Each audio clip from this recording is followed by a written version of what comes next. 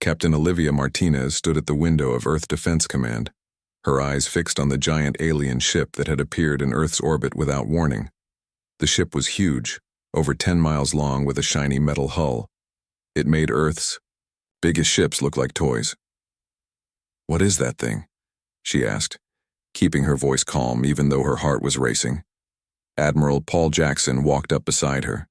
His old, lined face looked worried. "It's aliens, Captain. First contact. They're sending messages on all radio channels. They call themselves the Galactic Imperial Union, a group of over 500 alien species from 3 galaxies." The big screen on the wall turned on. It showed a tall, blue-skinned alien with 6 golden eyes stacked in a line down its face. The alien wore a fancy silver uniform covered with strange symbols. "People of Earth," the alien said in a voice that sounded almost human, "I am High Emissary Zorthul of the Galactic Imperial Union. We have been watching your world. We have decided you are ready to join our empire. This is a great honor for your species." Olivia looked at the Admiral. Something about the aliens' tone made her stomach feel tight.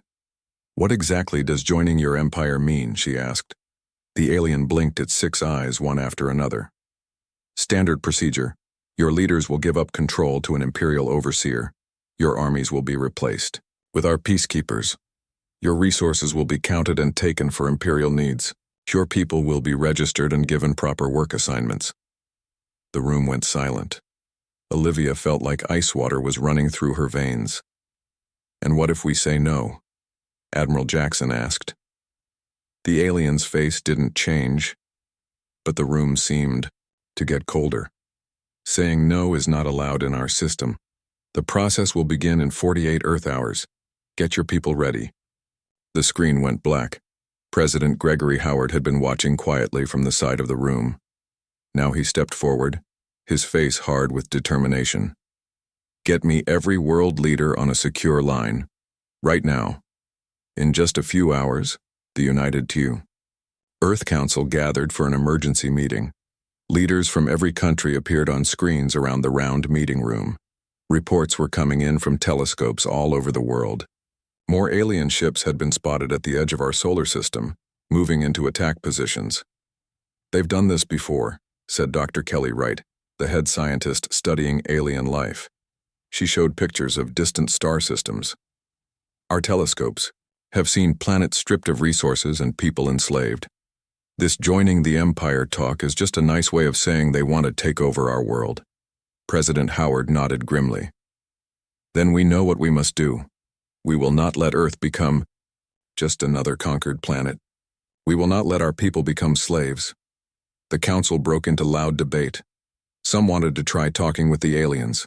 Others wanted to attack right away. But deep down, everyone knew there was only one answer they could give. 2 days later, Olivia stood with Admiral Jackson and President Howard as Earth gave its answer. On the big screen was High Emissary Zorthul, with several alien military officers. "We have heard your terms," President Howard said calmly, "and we have made our decision. Earth says no to joining your empire. More than that, we are banning all imperial ships from our solar system.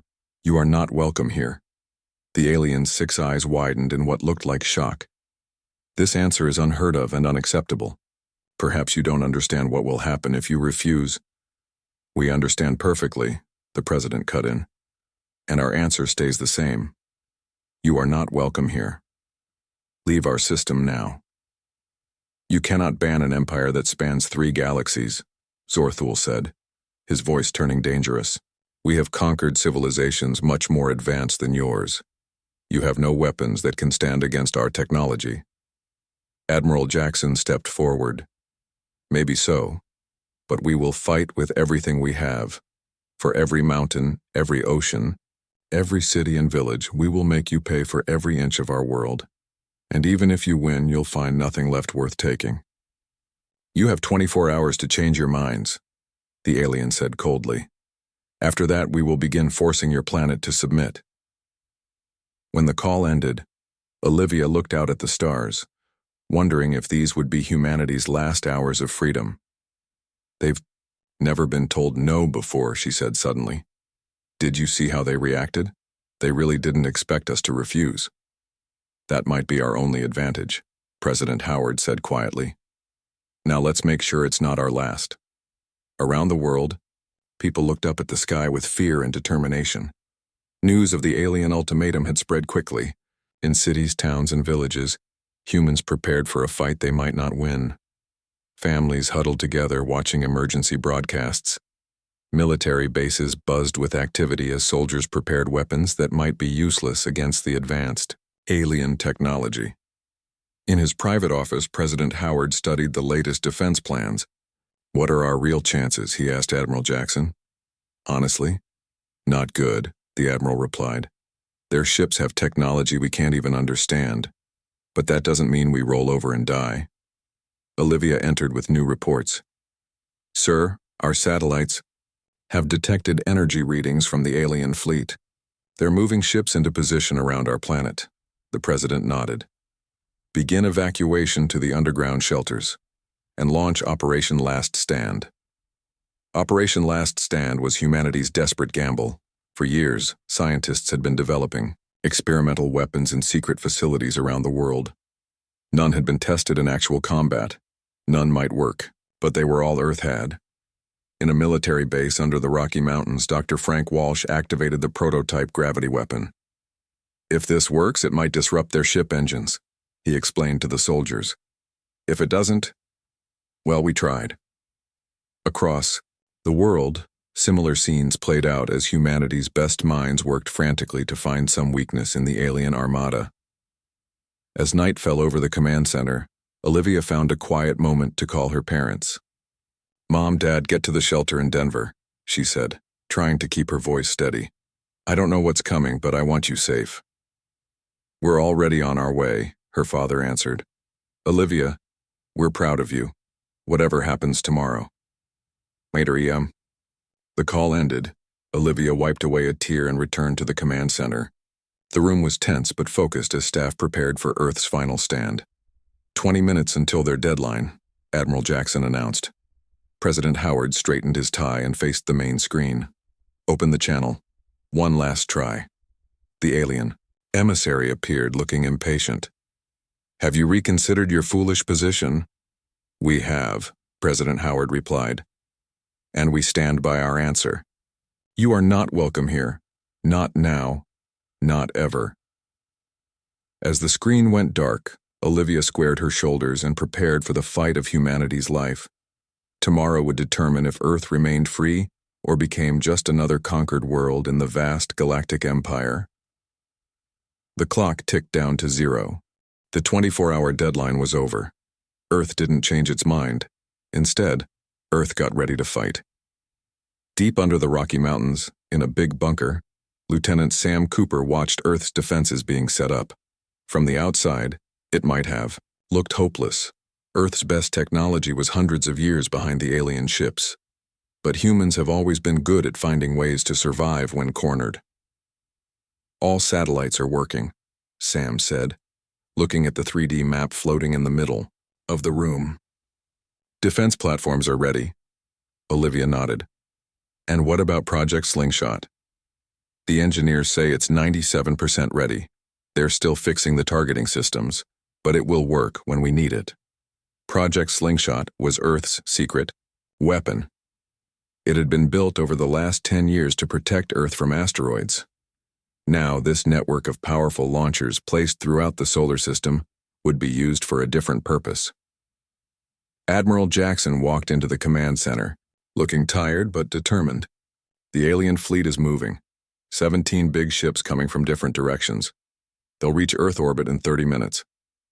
President Howard, who refused to be taken to safety, stood watching the 3D map with a serious face. "Send them one. Last message."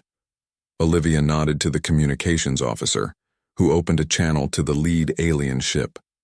The face of High Emissary Zor Thul appeared on the main screen, looking down at them. "Your time is up," the alien said flatly. "Your continued refusal is noted. We will now begin taking over your planet." "Before you start," President Howard said, stepping forward, "I want to make something clear. We have marked a line at the moon's orbit. Cross that line and we will consider it an act of war. This is your final warning. Earth is off limits to your empire. The alien seemed almost amused. You draw lines in empty space and expect us to respect them? Your arrogance is amazing for such a primitive species. The screen went black.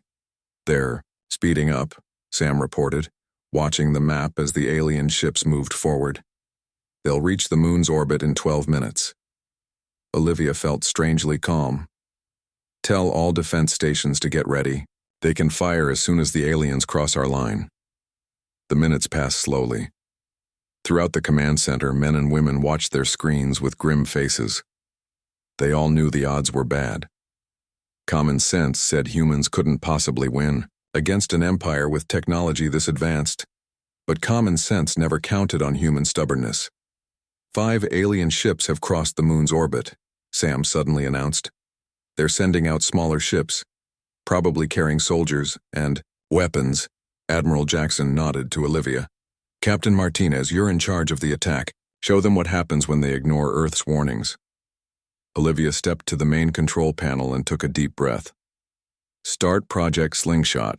Target the ships that crossed our line first, then target any ships that try to replace them. All across the solar system, huge electromagnetic launchers that had been disguised as mining operations or science stations suddenly turned toward their targets. Giant metal slugs were loaded into launch tubes. They didn't need explosives. At these speeds, the metal itself would cause massive damage. Slingshot is ready, Sam confirmed. First attack launching in 3, 2, 1. From bases on Mars, the Moon, and various asteroids, hundreds of metal slugs shot forward at incredible speeds. The alien ships, not worried about such simple weapons, didn't try to dodge. That was their big mistake.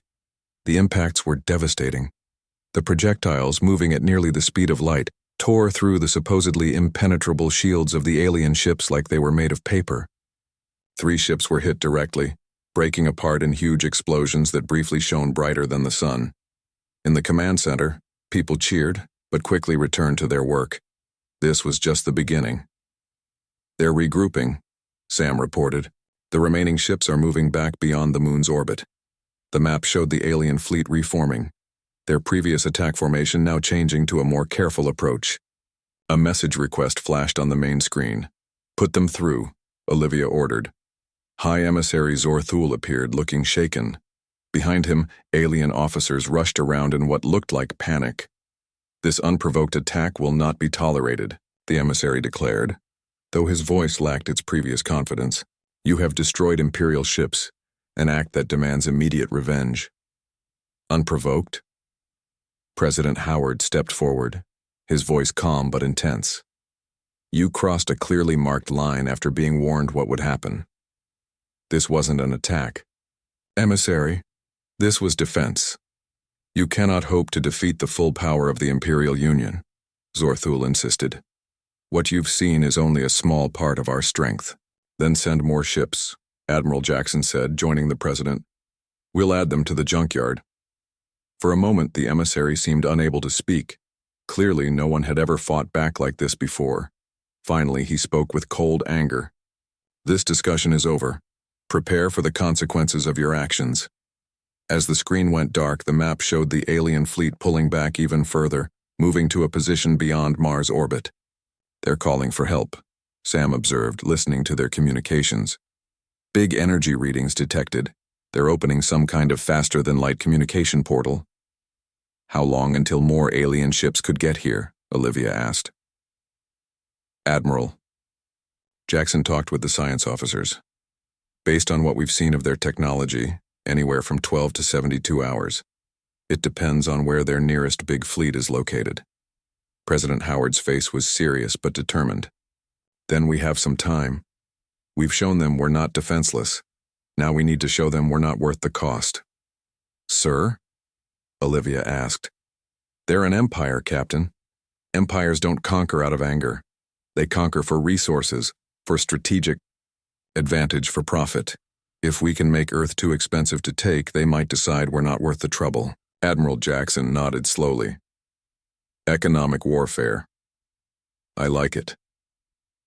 As the command staff began making new plans, Olivia found herself staring at the map, watching the alien ships waiting at the edge of their solar system like wolves waiting for a chance to attack. They had won the first fight, but the real battle was just beginning. Around the world, news of the victory spread quickly. People who had been hiding in shelters came out to look at the sky. For the first time since the aliens arrived, there was hope. In town squares and city centers, crowds gathered around screens showing the destroyed alien ships. "We actually hurt them," a man in New York said in amazement as he watched the footage. "They're not invincible." In London, Paris, Tokyo, and thousands of other cities, the mood was the same. Cautious hope mixed with fierce pride.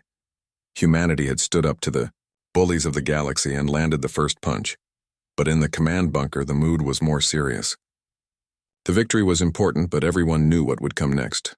"They'll be back with more ships," Admiral Jackson told his officers. "And they'll be angry. We need to be ready." Scientists and engineers worked around the clock to improve Earth's defenses.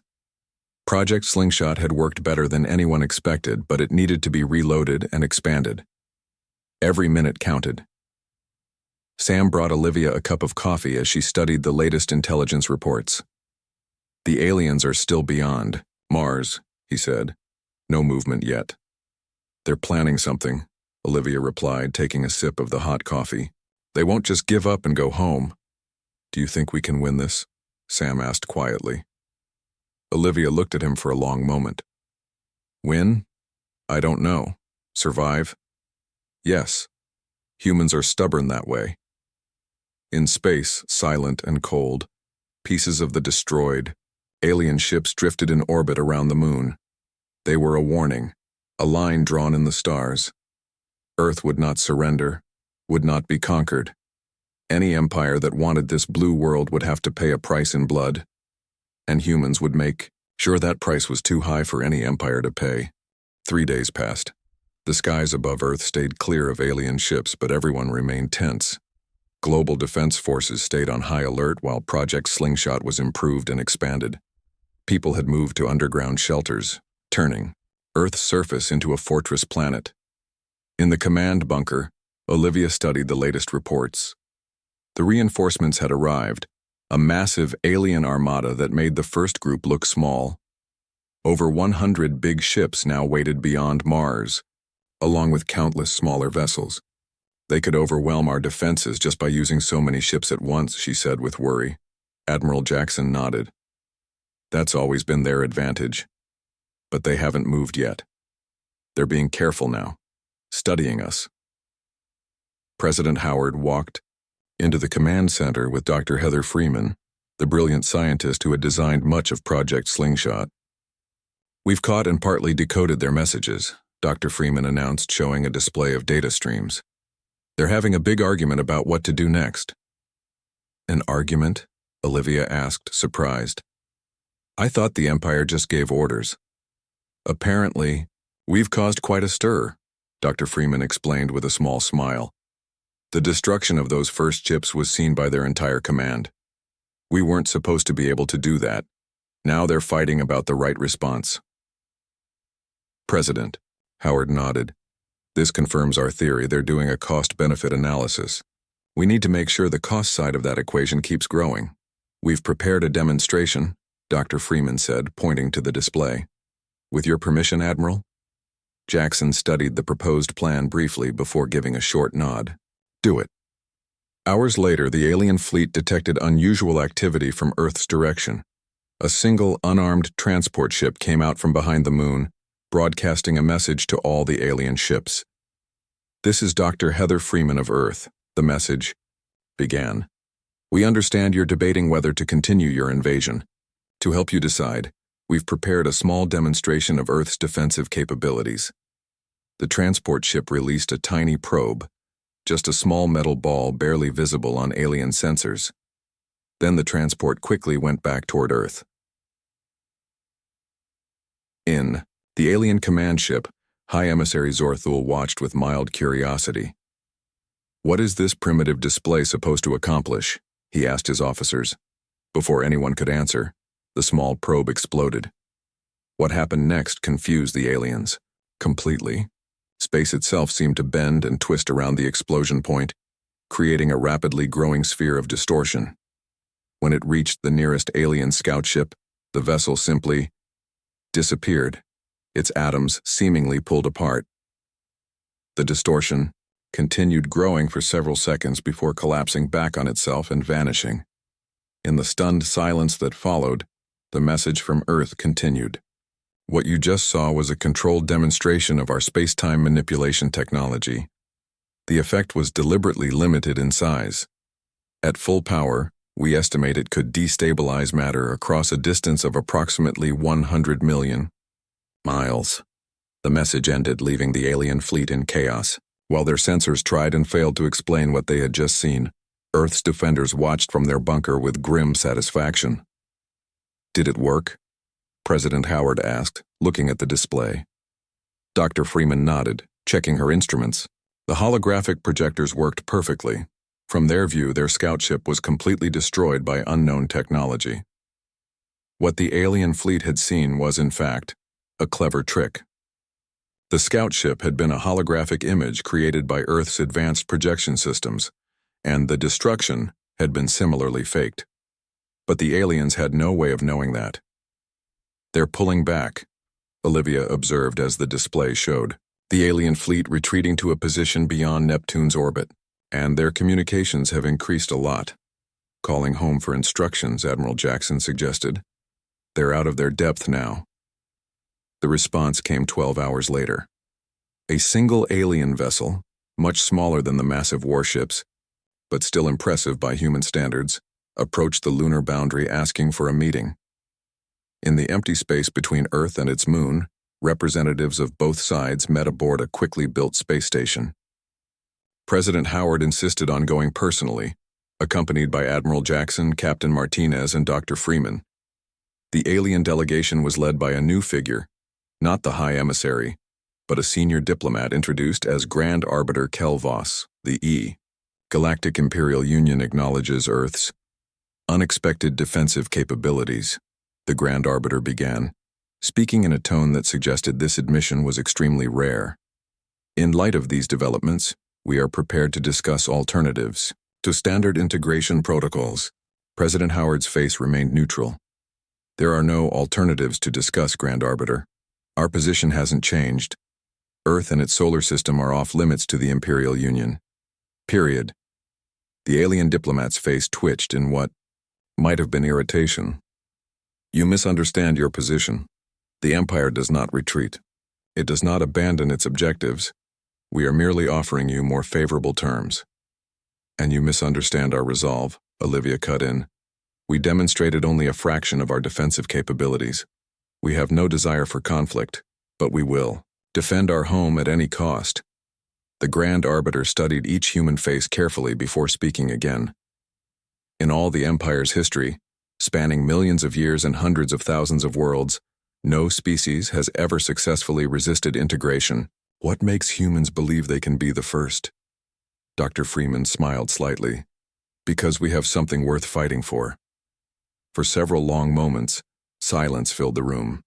Finally, the Grand Arbiter made a gesture that caused his assistants to look at each other in apparent surprise. Very well, the alien diplomat said. I am authorized to propose a compromise. The Galactic Imperial Union will designate the Sol system as a sovereign territory, exempt from integration protocols. In exchange, humans will agree not to expand beyond their current system for a period of 500 years. Admiral Jackson leaned forward. And what happens after 500 years? The agreement would be renegotiated based on circumstances at that time. The human delegation exchanged glances. It was better than they had hoped for, but still problematic. We cannot accept limitations on our future development, President Howard stated firmly. However, we are willing to establish diplomatic relations with the Empire on the basis of mutual respect and non-interference. Earth will not threaten Imperial territories, and the Empire will recognize Earth's sovereignty, not just now, but permanently. The negotiations continued for hours, with both sides making concessions and establishing boundaries. By the time they concluded, A tentative agreement had been reached. Earth would remain independent, free to develop as it chose, while establishing formal diplomatic ties with the Galactic Imperial Union as a sovereign power, not a subject world. As the alien delegation prepared to leave, Grand Arbiter Kel Voss approached Olivia privately. "You should know," the alien said in a lower voice, "that many in the Empire will not be pleased with this outcome. Some may try to revisit the matter in unauthorized ways." Olivia met the alien's gaze steadily. "Then they'll discover that our warnings weren't exaggerated. Earth doesn't make empty threats." The Grand Arbiter made a gesture that might have been respect. The Empire has existed for thousands of years because it recognizes strength when it encounters it. Today, humanity has earned something few species ever achieve: the Empire's respect. As the alien diplomat departed, Olivia rejoined her colleagues. The journey back to Earth was filled with cautious optimism, but also awareness that this was just the beginning of humanity's role on a much larger stage. News of the agreement spread across Earth. People came out of the shelters looking up at the stars with new understanding. They were no longer alone in the universe, and they had proven they belonged there. In cities around the world, celebrations broke out.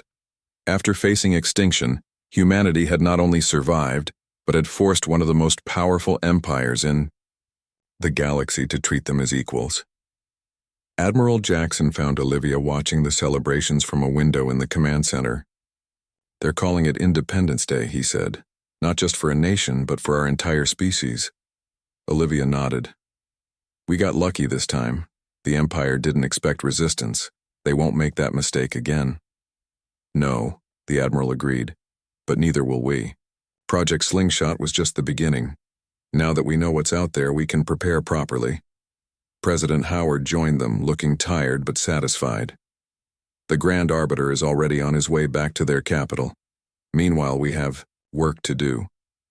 The Empire may have recognized us today, but tomorrow we need to make sure they continue to respect us." As night fell over Earth, people looked up at the stars with new eyes. The universe had just become much bigger, much more dangerous, but also filled with new possibilities. Humanity had claimed its place among the stars, not through conquest or submission, but through the simple, powerful declaration, "You are not welcome here." It was only the beginning. 1 year after Earth's meeting with the Galactic Imperial Union, the solar system looked very different. Defense platforms circled every major planet. The asteroid belt had been turned into a network of watching stations and factories. Project Slingshot had grown into a complete defense grid that could target any unwelcome visitor with deadly accuracy. But more importantly, humans had changed. In the diplomatic area of New Geneva, Admiral Olivia Martinez, she had been promoted, walked through the newly built Galactic Embassy complex. The huge building housed representatives from not only the Imperial Union, but also a dozen other space-traveling powers that had quickly set up relations with Earth after news of its defiance spread throughout the galaxy. "Quite a change from last year," said Sam Cooper, now a commander, as he walked beside her.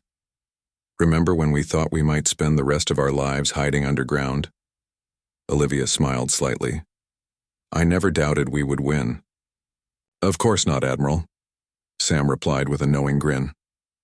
They entered the central round hall where President Howard was finishing a meeting with representatives from the Andromeda Coalition, a loose group of independent worlds that existed on the edges of Imperial space. "The information is confirmed," the President was saying as they approached. "Imperial forces are indeed pulling back from the areas next to your territories. It seems our little demonstration had bigger effects than we expected." The Andromedan representative, a crystal-like being that communicated through patterns of light, pulsed with what seemed to be happiness. "For generations, the Empire has expanded without challenge. Your defiance has inspired others. Many worlds now question whether continued control is unavoidable." As the meeting ended, President Howard motioned for Olivia and Sam to join him in a private room overlooking Earth's shining capital city. "The balance of power is changing," he said without introduction. "For ages, The Imperial Union ruled through fear and better technology, but they grew lazy. They forgot that determination can overcome technology, that freedom is worth fighting for. And now? Olivia asked. Now we have an opportunity and a responsibility, the president replied. The Andromedan Coalition has proposed a defense agreement. Other independent systems are making similar offers. Sam looked worried. Are we ready to take on that kind of role? We're still newcomers to the galactic stage. We don't have much choice, Olivia noted. The Empire has backed off for now, but they won't forget. Sooner or later, they'll test us again. We need allies as much as these other worlds do. President Howard nodded. Exactly, and there's something else you should see. He activated a holographic display showing a distant star system. This was sent by one of our deep space probes yesterday. It's a human colony, set up nearly 200 years ago by a generation ship that left Earth before we had faster-than-light travel. Olivia and Sam stared at the images in shock. The colony world looked well-developed, with cities visible even from orbit. We had no idea they'd survived, Sam whispered. Neither did they. About us, the president explained. They've been completely cut off, developing on their own. And according to the probe scans, the Empire has already made contact with them. Olivia felt a chill run down her spine. They won't know what they're dealing with. They'll have no reason not to trust the Empire's offers. Exactly, President Howard confirmed grimly. Which is why I've authorized the launch of our first interstellar mission. The UES Defiance will leave next week, carrying diplomatic and military advisors. Admiral Martinez, you'll be in command. Olivia straightened, feeling the weight of the responsibility. We'll reach them in time, sir. This is just the beginning, the president continued, looking out at the horizon where the sun was setting. Humanity has announced its presence to the galaxy in a way no one expected. We've drawn a line and declared that freedom is non-negotiable. Now we need to help others do the same. As preparations for the mission began, word spread throughout Earth's cities. Volunteers flooded recruitment centers, eager to join the first human expedition beyond the solar system. Scientists worked day and night, improving the technologies they had developed during the Imperial standoff. And in diplomatic rooms, alliances were formed with other freedom-loving species. The night before the Defiance was scheduled to leave, Olivia stood on the observation deck of the orbital shipyard, watching as final preparations were made to the massive ship that would carry humanity's message to the stars. Dr. Freeman joined her, looking at the ship with pride. You know, when we tricked the Empire with that holographic demonstration, I never imagined where it would lead. Sometimes a good trick is all you need, Olivia replied. They were so convinced of their superiority that they never questioned whether we were showing our real capabilities. And now? Now we're making the trick a reality, Olivia said, pointing to the advanced weapon systems being installed on the Defiance. By the time the Empire realizes how much we've advanced, it'll be too late. We'll have formed a group strong enough to challenge their control. As the sun rose over Earth, casting golden light across the continents below, Olivia thought about how quickly everything had changed. Just over a year ago, humanity had faced extinction or slavery.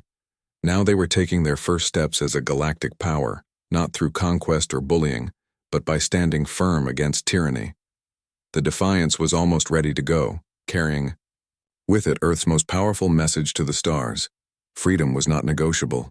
Independence was worth fighting for.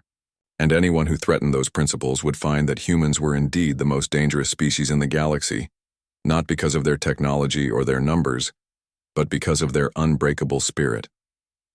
On launch day, thousands gathered to watch as the Defiance prepared to leave Earth orbit. The ship gleamed in the sunlight, its smooth hull covered with Earth's new flag, a blue planet with a protective shield around it, symbolizing humanity's determination to defend its home. All systems check out, Sam reported from his station, on the bridge. We're ready for departure, Admiral. Olivia sat in the command chair looking at her crew with pride. They were the best Earth had to offer. Scientists, diplomats, soldiers, all united in their mission to protect a human colony that didn't even know it needed protection. Send a message to Earth Command, Olivia ordered. The Defiance is ready to depart. President Howard's face appeared on the main screen. Admiral Martinez, you carry the hopes of Earth with you. Your mission is clear. Reach our lost colony, warn them about the Empire's true nature, and bring them into our alliance. We won't fail, Mr. President, Olivia promised. As the Defiance's engines powered up, Olivia thought about the chain of events that had led to this moment. It had started with 4 simple words that had changed everything. You are not welcome here. Those words had stopped an empire. Those words had inspired other worlds to resist. And those words had set humanity on a path to the stars, not as conquerors or subjects, but as defenders of freedom across the galaxy. Take us out, Commander Cooper, Olivia ordered. The great ship moved gracefully away from Earth, accelerating toward the stars. Behind it, humanity watched with pride and hope. The first chapter in Earth's galactic story had been about survival and defiance. Now the second chapter would be about extending that same opportunity to others. As the Defiance disappeared into the depths of space, children on Earth looked up at the night sky with new dreams. They no longer saw just points of light. They saw destinations, possibilities, and a future where humans stood tall among the stars. And somewhere in that vast darkness, a human colony was about to discover they were not alone, that their long-lost homeworld had not only survived but had become a beacon of hope in a galaxy ruled by fear. The story of Earth's defiance was just beginning, and